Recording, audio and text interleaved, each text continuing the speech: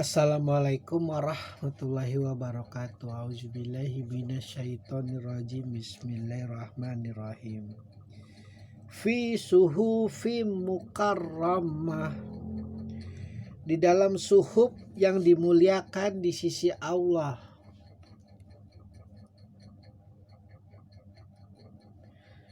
Ayat 11, 12, 13 masih satu nafas. Sekali-sekali janganlah begitu. Sesungguhnya Al-Quran itu merupakan peringatan. Siapa yang menghendaki tentulah akan memperhatikannya di dalam suhuf yang dimuliakan di sisi Allah. Dalam batas logika manusia mungkin kita kan sering mendengar kata manusiawi lah, kalau memang dia seperti itu, manusia berbuat dosa itu manusiawi. Dalam batasan manusiawi, mungkin saking baiknya hati Rasulullah, dalam hal ini Sunni yang mempercayai yang bermuka masam adalah Rasulullah atau yang Syiah adalah sahabat Rasulullah, bahwa pada tingkatan manusiawi adalah manusia itu pasti ingin hidup di dalam kebaikan, hidup di jalan yang lurus, hidup di dalam jalan yang benar. Sehingga ketika pandangan Rasulullah bahwa petinggi kafir Quraisy itu jika diislamkan, jika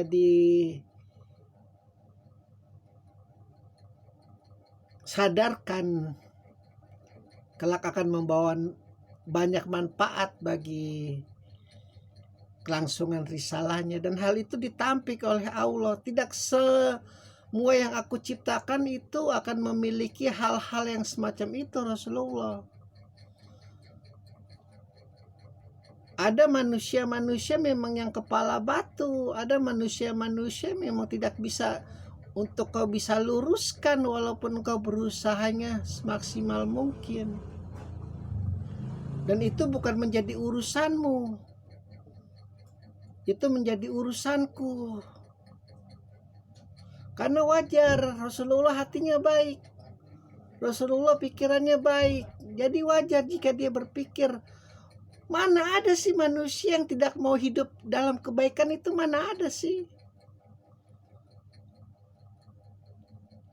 Mana ada manusia yang tidak ingin hidupnya tenang, lapang, dalam kebaikan, tidak bermaksiat kepada Allah, tidak ingkar kepada Allah, tidak dusta kepada Allah. Dan Allah tampik, ada banyak. Apa kau tidak ingat sejarah-sejarah para nabi dahulu? Luar biasa, mereka mengikhtiarkan usahanya sampai ratusan tahun, ribuan tahun. Dan itu jadi bukan urusanmu lagi, itu urusan aku. Urusan aku yang menciptakan mereka.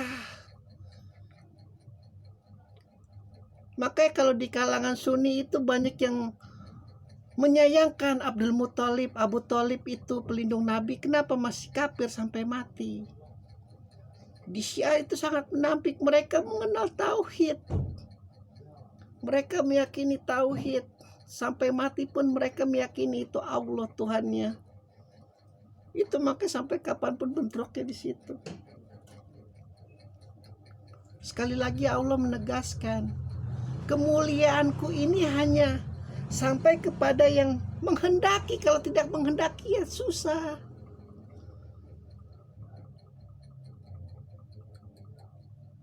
Karena Allah tidak ingin melihat nabinya, apa istilahnya ya, benar-benar hidup di dalam dunia yang penuh kesedihan yang mendalam. Karena tahu para nabi-nabi Allah itu, para rasul Allah itu hatinya luar biasa lembut, luar biasa lembut. Dan Muhammad diajarkan di sini,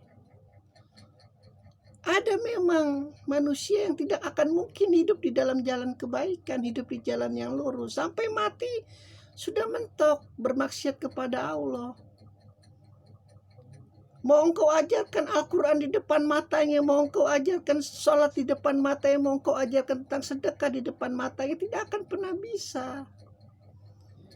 Dan engkau gak perlu sedih, gak perlu gundah, gak perlu gulana, itu urusannya dengan aku.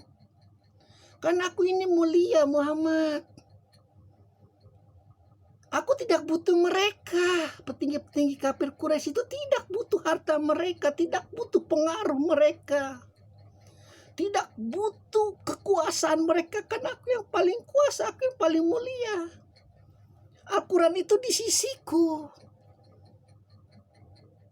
berdekatan dengan aku, makhluk yang paling aku muliakan. Jadi kau tak perlu urus itu petinggi-petinggi kafir Quraisy, kau urus itu orang buta di hadapanmu yang ingin mendapat pengajaran darimu, karena hatinya bergetar mendengar ada seorang nabi yang mampu menceritakan tentang kiamat begitu detail, tentang surga, tentang neraka. Dan sungguh apes dia hidup sejaman dengan nabi tapi tidak pernah bersentuhan, tidak pernah mendengar suaranya. Karena ketakutannya itu yang harus kau urus dulu, itu yang terlebih dahulu. Jangan terlalu polos Muhammad. Jangan terlalu polos kalau ini sahabat Rasulullah. Jangan terlalu polos kau Abu Bakar. Kalau bagi Syiah ini buat Abu Bakar, demi Allah buat Abu Bakar. Kalau bagi Sunni ini buat Muhammad yang berpaling dan berbuka masam. Pada intinya enggak ada pelajaran keburukan dari surat Abasa, itu tidak ada. Hanya ingin mengingatkan, wahai manusia, kau tahu batasmu di mana. Hati ini aku yang punya. Ruh itu aku yang punya. Surga dan neraka itu aku yang punya. Jika mereka tidak menghendaki surgaku, kau tak perlu berusaha. Kau tidak perlu bermuka masam dan berpaling. Padahal yang lebih hak di depanmu itu, walaupun buta, walaupun gembel, dia percaya dengan surga yang engkau ajarkan Muhammad. Begitu. Ini kan masalahnya di surat Abasa ini bagi Sunni dan Syiah bukan ajaran tentang logika etika mengajar guru terhadap murid.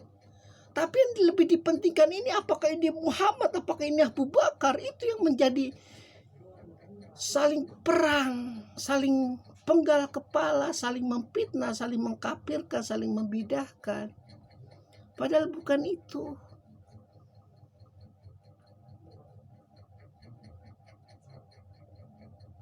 Bukan. Al-Quran itu berada di dalam suhuf yang dimuliakan oleh Allah. Makanya yang bergetar terhadap Al-Quran itu juga harus yang mulia. Bagi mereka yang bergelimang maksiat, berzina, minum khamar, korupsi, segala macam, menipu dan sebagainya, tidak akan pernah tergerak. Dan itu bukan urusanmu, bukan. Itu akan menjadi urusanku. Urusanmu sebagai guru, maha guru, wahai Rasulullah, wahai Muhammad. Siapapun yang berdiri di hadapanmu meminta ilmumu, kau harus kasih. Karena kau, aku yang cerdaskan, kau aku yang muliakan, kau aku yang tinggikan. Mau jin yang paling jelek sekalipun mengetuk pintumu di malam hari meminta petunjuk tentang Al-Quran, harus kau kasih. Karena kalau tidak, ya kasihan anak orang jadi tersesat. Nanti dia akan lari ke Injil, nanti dia lari ke Taurat, nanti dia akan lari ke mitologi-mitologi, ke Majusi dan sebagaimana, yang demi Allah. Dan itu akan sangat susah untuk bertemu aku, untuk bertemu Allah Subhanahu wa Ta'ala. Itu adabnya, itu yang lebih dipentingkan, bukan siapanya. Sekali lagi, Alhamdulillahirabbil alamin.